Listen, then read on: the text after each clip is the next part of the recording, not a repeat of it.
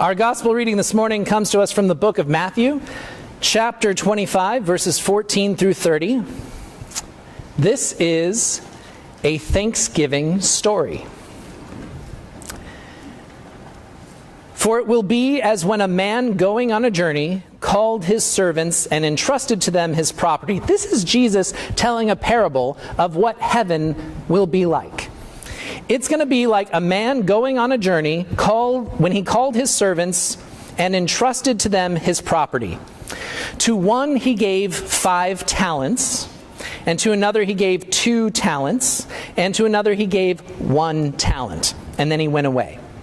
He who had received the 5 talents went at once and traded with them, and he made 5 talents more. The same happened for the one given 2 talents. He went out and he traded with them, and he made 2 more talents in addition to the 2 he was given. Then there was the third servant who took his 1 talent and buried it in the ground for fear that it would be stolen from him. Now, after a long time, the master of those servants came and settled accounts with them. And he who had received the 5 talents came forward, bringing 5 talents more, saying, Master, you delivered to me 5 talents. Here, I have made them 5 talents more. And his master said to him, Well done, good and faithful servant. You have been faithful over a little. I will set you over much. Enter into the joy of your master. And he also, who had the 2 talents, came forward, saying, Master, you delivered to me 2 talents. Here, I have made 2 talents more. His master said to him, Well done, good and faithful servant. You have been faithful over a little. I will set you over much. Enter into the joy of your master. He also, who had received the 1 talent, came forward, saying, Master, I knew you to be a hard man, reaping where you did not sow, and gathering where you did not winnow. So I was afraid, and I went and hid your talent in the ground. Here, you have what is yours. But his master answered him, You wicked and slothful servant. You knew that I reap where I have not sowed and gather where I have not winnowed? Then you ought to have invested my money with the bankers, and at my coming I should have received what was my own with interest. So take the talent from him and give it to him who has the 10 talents. For to everyone who has will more be given, and To everyone who has, more will be given, and he will have an abundance. But from him who has nothing, everything will be taken. And cast the worthless servant into the outer darkness. There men will weep and gnash their teeth. The word of God for the people of God. Thanks be to God. When I said it was a Thanksgiving story, I didn't mean it in that way. I think we've all had Thanksgivings where there was much weeping and gnashing of teeth. But that's not what I meant. Long before Thanksgiving was a national holiday, it was, and remains to this day, a spiritual practice. In late November 1618, there was a comet that streaked across the sky. And apparently, it could be seen by every known civilization in the northern hemisphere. We have writings and records from everywhere, from China to the Philippines, from Korea to Iran to England. We even have tellings of Native Americans in what would become New England having seen this same comet streaking across the sky. You could see it everywhere. And it came to be known as the Emerald Star. It burned green and brilliantly. And apparently in every nation, in every culture, people made different meanings out of it. For instance, there was an astronomer in England who declared that the course, that the trajectory of this comet shooting across the sky indicated that God was going to show England a new way to get to the East Indies, a quicker way, so that they could get more riches for the kingdom. The Native Americans who saw that same star from here in New England, they thought it had very dire portents. They thought it predicted the coming of something new and strange and terrible. It filled them with dread. Similarly, there was a group of religious purists called the Separatists who were living in Holland at the time. We know them more popularly as the Pilgrims who came over on the Mayflower.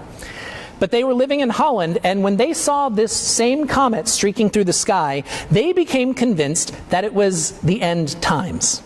It was a sign that God would soon return to earth to judge the righteous and the wicked.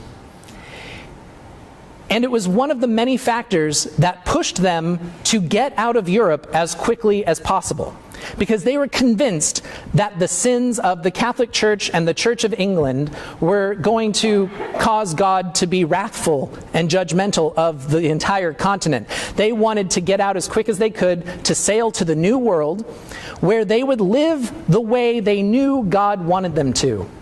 They would establish their own community in the New World where everyone would be exactly like them. They would believe the same, look the same, act the same, and hopefully God would spare them when God returned to earth. Well, they arrived on the shores of Cape Cod 2 years later, in 1920. And their hopes and dreams of establishing God's new world took a back seat to a more immediate concern: surviving their first New England winter. If you think winter in New England is bad right now, I would just invite you to think about this. Geologists tell us that in 1620, the Earth was probably moving towards a new ice age. So it's entirely possible that the winter experienced by the Pilgrims that year in 1620 was the coldest winter that any human being has ever experienced in North America.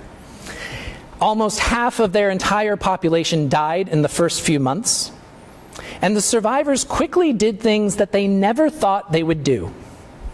They ransacked grave sites looking for weapons and tools and resources. They stole food from their neighboring Native American communities.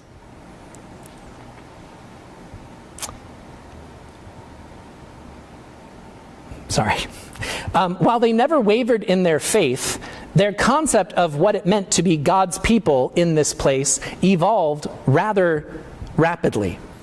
They had set out as separatists determined to live in their own way no matter what. But within a few short months, they learned that this isolationist way of life was going to get them killed. It was either going to be the winter that got them, or their inability to grow food, or a warring Native American tribe. They knew that keeping to themselves and doing things their own way was not a winning strategy for survival. So they began making up for their early mistakes.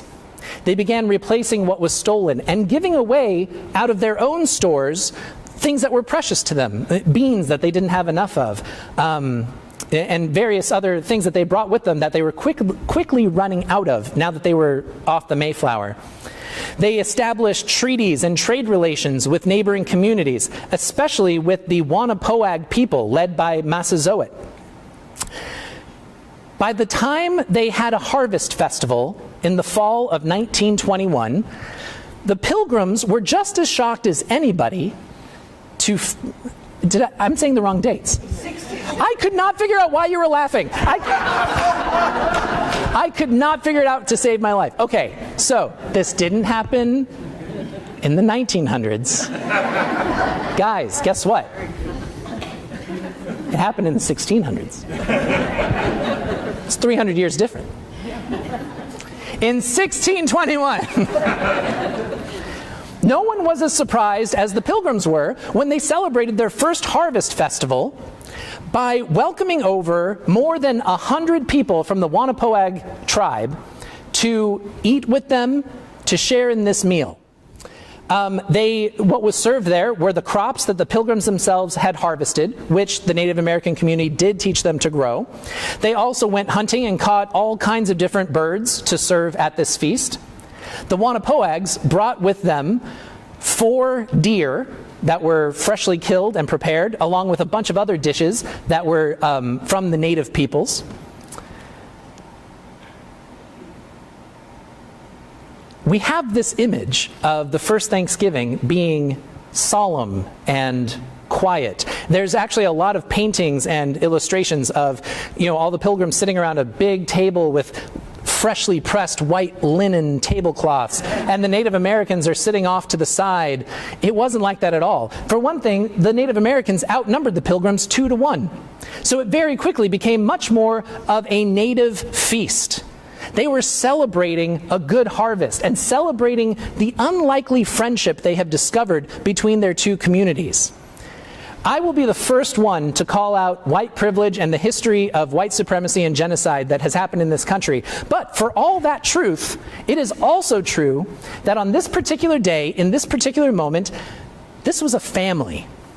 The Pilgrims and the Wannapoags became an unlikely family, truly giving thanks with and for one another.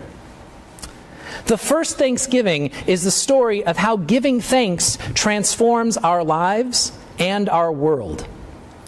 Rather than hoarding your own supplies and being suspicious of your neighbors, when you give thanks, you share what you have.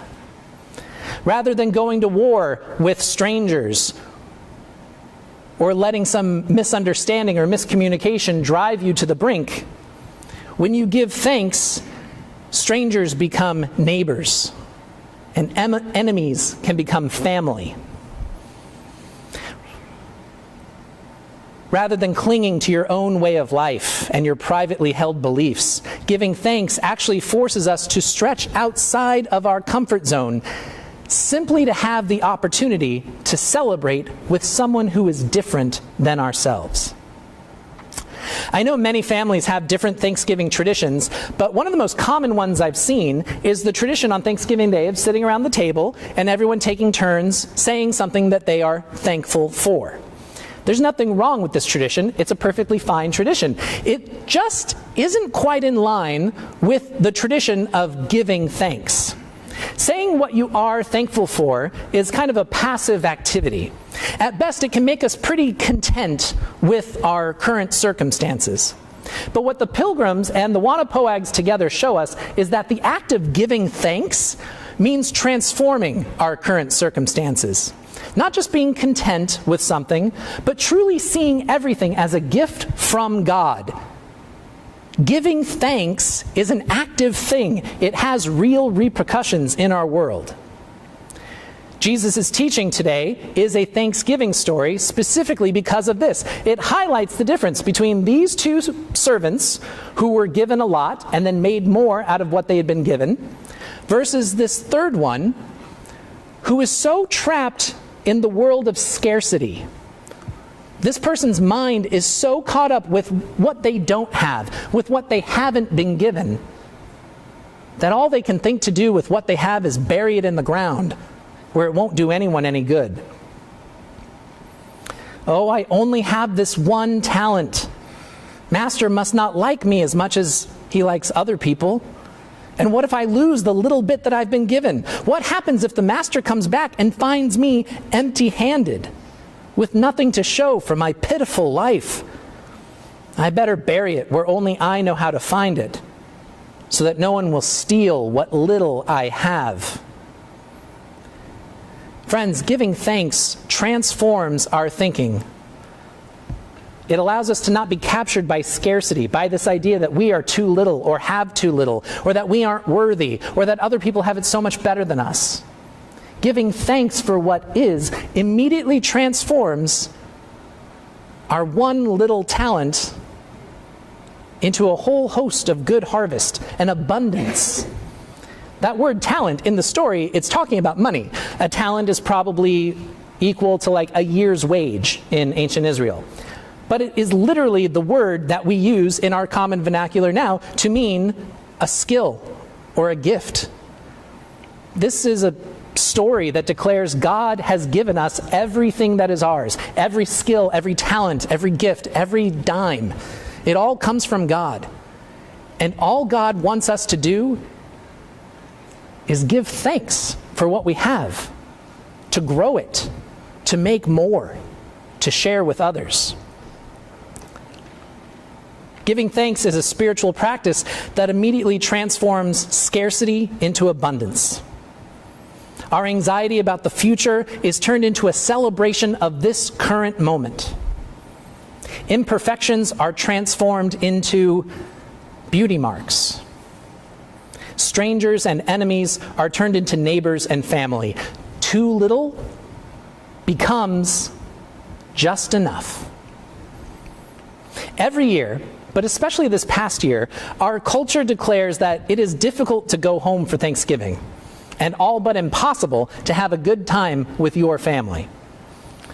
Our society sets up the expectation that time with family can only be rewarding if it's perfect, if everyone thinks like you and believes like you and acts like you and praises you for being who you are. We have the cultural expectation that a dinner party is only fun if you're guaranteed to not have to have any awkward conversation. We set these expectations that can never be met, and because our expectations can never be met, we have an excuse to not even try, to stay home, to go wherever we choose, to not have to be uncomfortable, even for a day. Friends, this is spiritual violence. It programs us to believe in things that are not real. We're programmed to believe that it's only a rewarding time if it's perfect. Guess what? Nobody's perfect. Nothing's perfect. This is how the scarcity mindset sees a holiday, as another opportunity for disappointment with people that I should love more than I do. It is not in line with the actual tradition of Thanksgiving. When we look at that first Thanksgiving story, what we realize is that it's probably not actually Thanksgiving unless we're spending it with people who have stolen from us and tried to kill us in the last year. The spiritual practice of giving thanks actually transforms our attitude and our behaviors, making a good harvest out of even the most limited of resources. Some examples for Thanksgiving prayers, you might say. God, I give you thanks for my family and the many ways that they have taught me how to be a good person, even if their primary way of teaching that was by showing me what not to do. Help me to hear them as well as I wish they heard me. God, I give you thanks for the gift of humility, for the gift of not always being right. It keeps me on my toes and ensures that life is never boring. God, I give you thanks for the pain and suffering in this world, not because pain and suffering are good, but because I have endless opportunities to be of service to others. Friends, this week I invite you to practice this ancient spiritual practice of giving thanks. Don't just be thankful for something. Give thanks for everything God has given.